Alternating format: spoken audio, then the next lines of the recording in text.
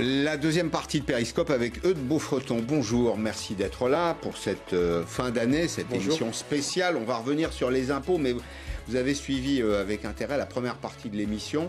C'était avec Jean-Philippe Delsol et on parlait de l'État. Alors, vous savez, il y a de nombreuses explications pourquoi est-ce que l'État est si fort en France. Il y a l'État profond dont parle Arnaud Montebourg dans ce livre, qui est un livre de témoignages. C'est l'énarchie à Bercy. Vous dites il y a un caractère quasi religieux qui explique la force de l'État dans un pays comme le nôtre. Tout à fait, parce que ce que je crois, c'est que la France a un héritage cultuel plutôt catholique, oui. Alors que d'autres pays d'Europe ont un héritage plutôt protestant, type l'Allemagne, la Suisse, etc. Et que lorsqu'on est croyant, la pratique de l'office fait qu'on est devant Dieu directement sans représentant, alors que dans la religion catholique, il y a le clergé qui effectivement représente Dieu auprès des croyants, et que finalement, je crois qu'au fil des siècles, finalement, l'administration a un peu pris la continuité finalement de cette pratique. Oui, dans le protestantisme, on a une relation directe avec Dieu. C'est les États plutôt libéraux, dans lesquels l'individu passe avant, si je puis dire. Hein. Il y a les trois grands agents économiques, il y a l'État, les entreprises, les individus. C'est des pays dans lesquels, d'ailleurs, on a une philosophie de la raison. Tout à l'heure, on parlait d'Emmanuel Kant, hein, mais il y en a beaucoup d'autres en Allemagne, en Angleterre, qui se disent attention à l'État. L'État trop présent, c'est d'une certaine façon l'écrasement de l'individu. Et puis, il y a les États catholiques dans lesquels il y a un pasteur, j'allais dire même un ministre.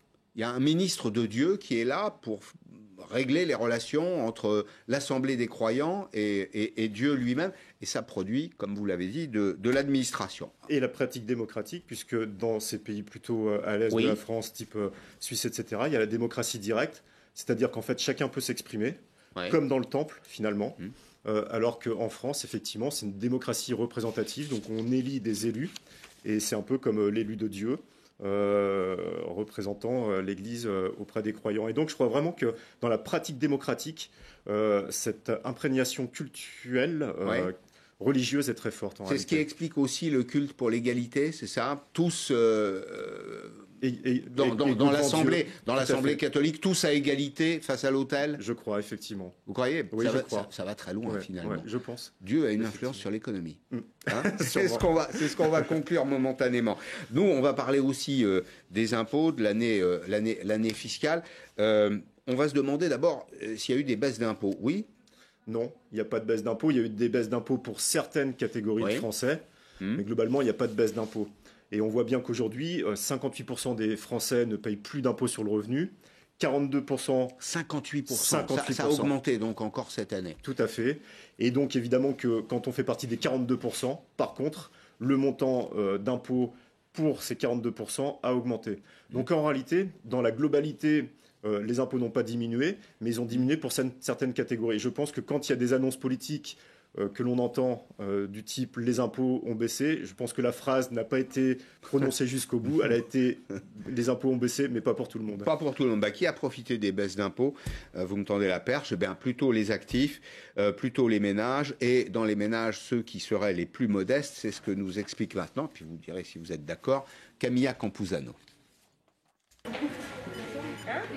Le portefeuille des Français regonflé. Merci beaucoup. Bon après-midi. Les réformes entreprises l'année dernière ont permis une augmentation des revenus. Selon l'INSEE, les Français les plus modestes enregistrent un gain entre 100 et 280 euros par an. Mais c'est la classe moyenne qui connaît la plus importante hausse, avec 300 à 340 euros supplémentaires. Les 10% les plus riches voient en moyenne un gain de 30 euros par an. Ça arrive qu'il y ait en effet des politiques qui soient plus orientées sur certaines catégories de la population. Alors, en l'occurrence, depuis le début du mandat, il est assez clair, il a été explicite qu'on allait privilégier les gens qui sont les actifs occupés, des gens qui travaillent, des gens qui sont en emploi, par rapport, par exemple, à des populations comme les retraités, par exemple. Les bénéficiaires sont favorisés par les mesures fiscales.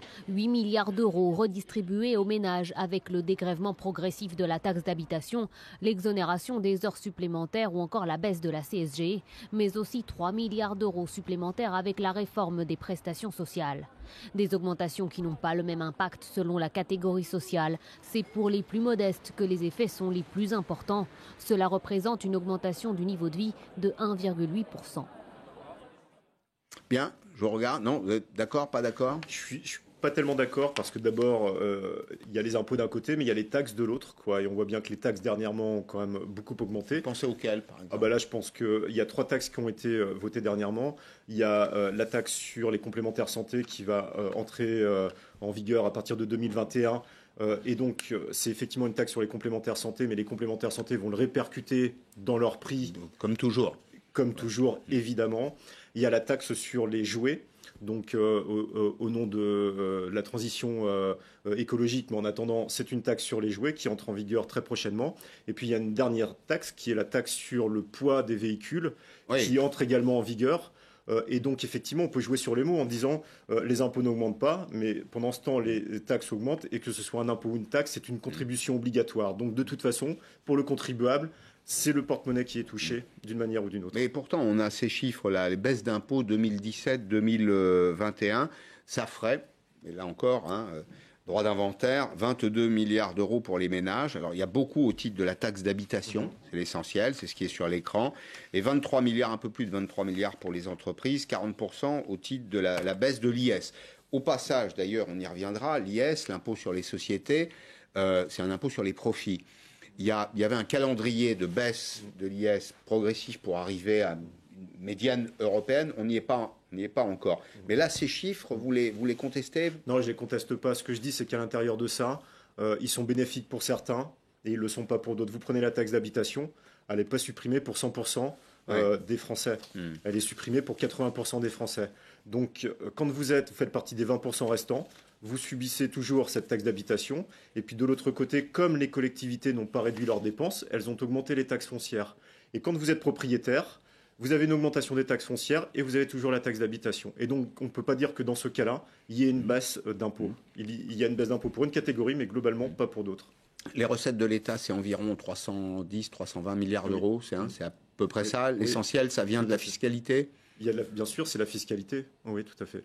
Mais l'État ne s'est pas réformé, pas plus d'ailleurs que les collectivités.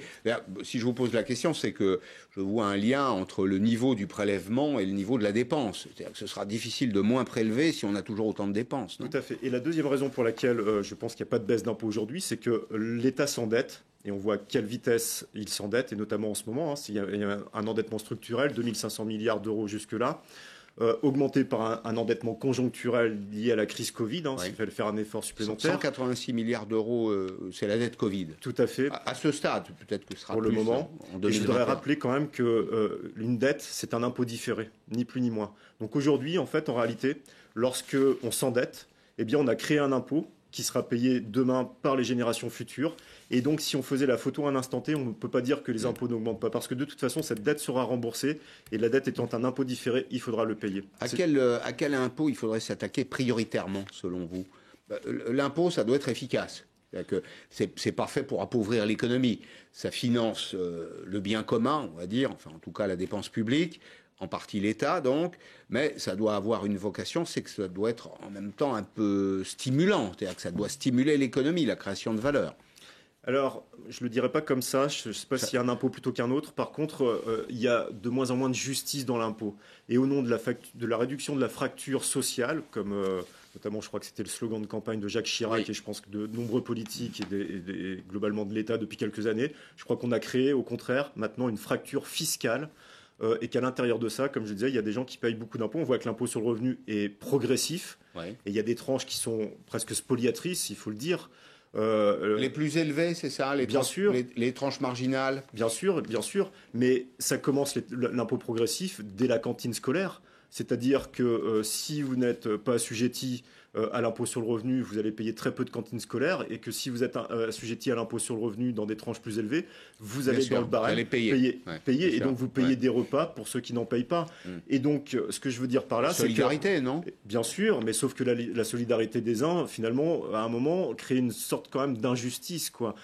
Et là, je vous rejoins par contre, je crois qu'au contraire, plutôt que de chercher tel aménagement sur les impôts, alors vraiment la progressivité, je suis contre.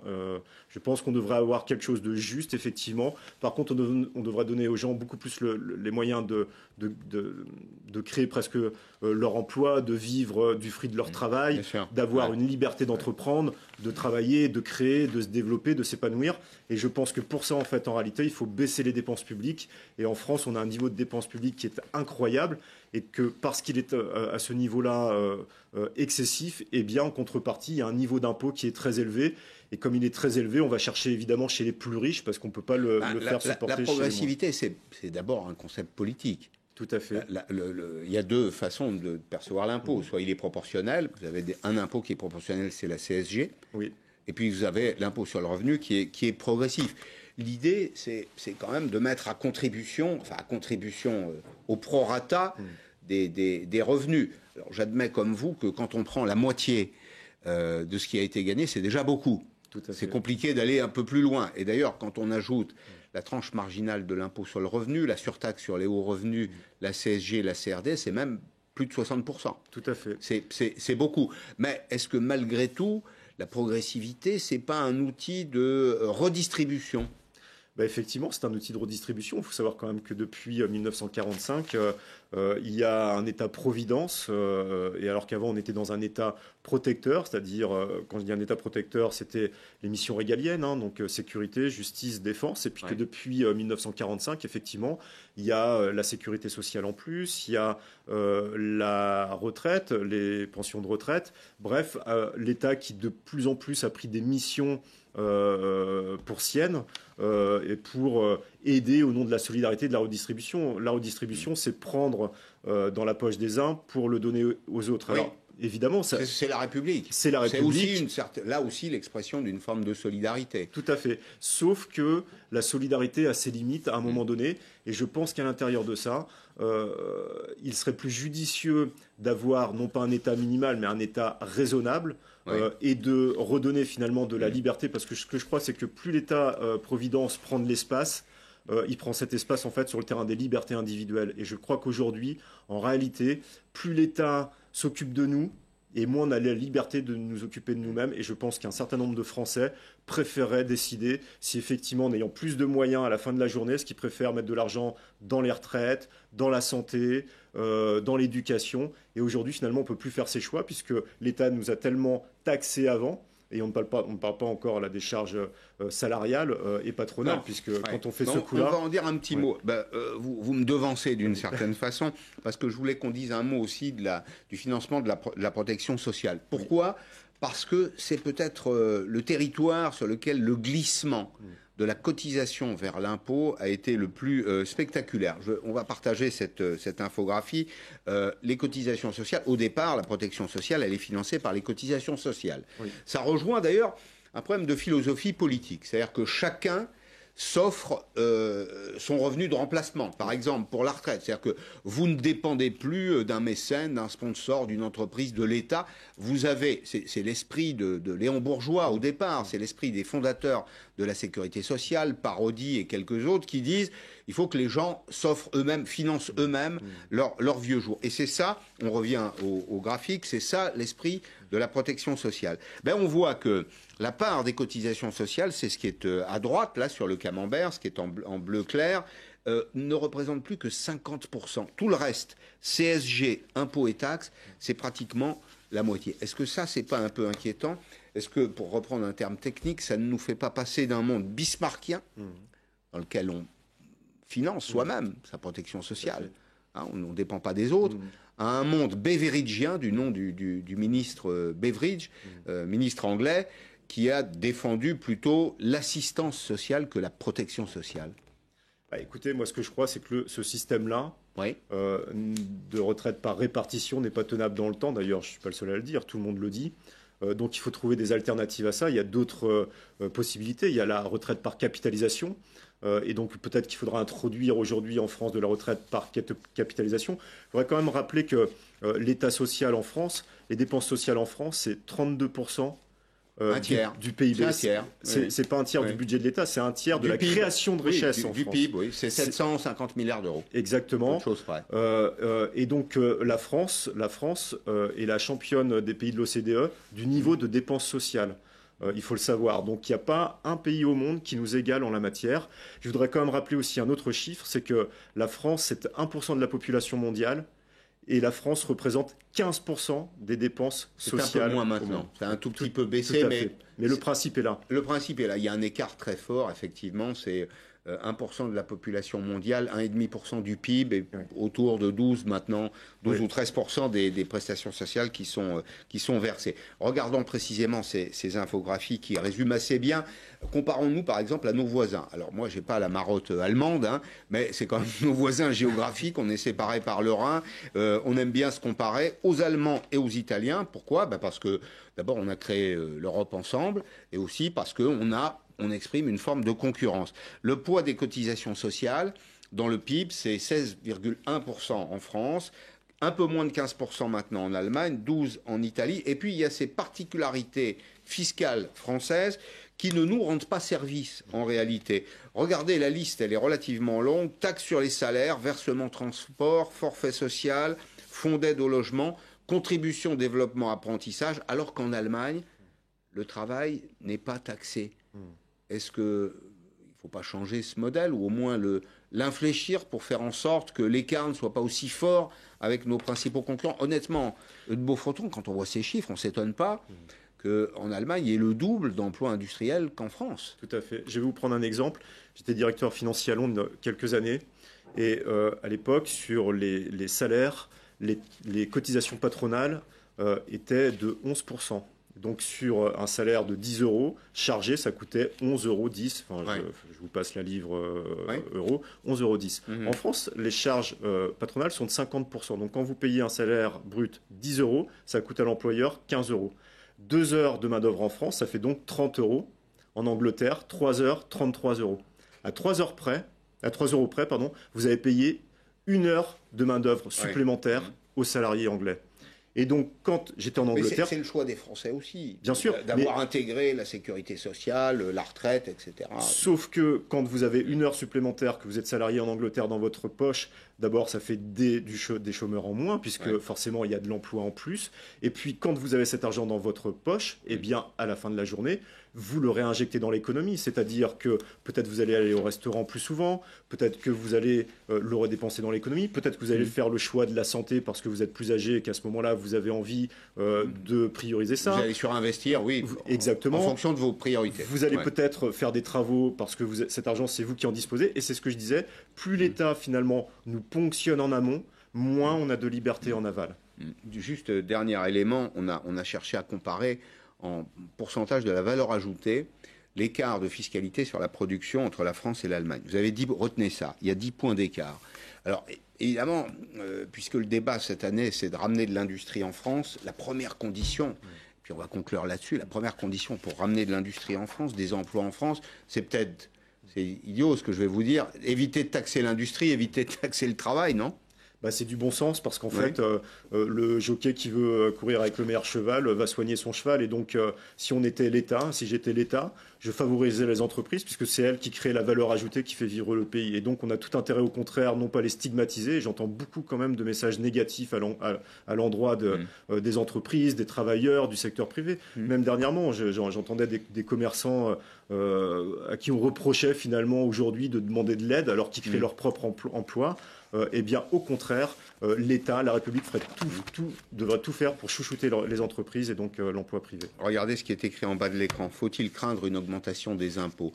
Le ministre de l'économie, Bruno Le Maire, était sur LCI. Il s'exprimait régulièrement tout au long de cette année, mais là, il y a assez peu de temps en disant « Tant que je serai ministre de l'économie, il n'y aura pas d'augmentation d'impôts en France ». peut-être qu'il a prévu de partir dans peu de temps ou que déjà en haut lieu, on pense à son remplacement. En tout cas, une chose est sûre, c'est que de toute façon, il y aura des augmentations, peut-être pas d'impôts, mais de taxes. Et comme je l'ai dit, il y a eu 3 augmentations dernièrement sur les véhicules, le poids des véhicules, sur les jouets et puis les complémentaires santé. Donc, impôts et taxes, c'est une contribution obligatoire. Donc, on peut jouer sur les mots, mais de toute façon, il y a une augmentation. Et puis, d'autre part, ça n'est pas tenable. Donc, qu'on nous explique comment toutes ces dépenses vont être financées.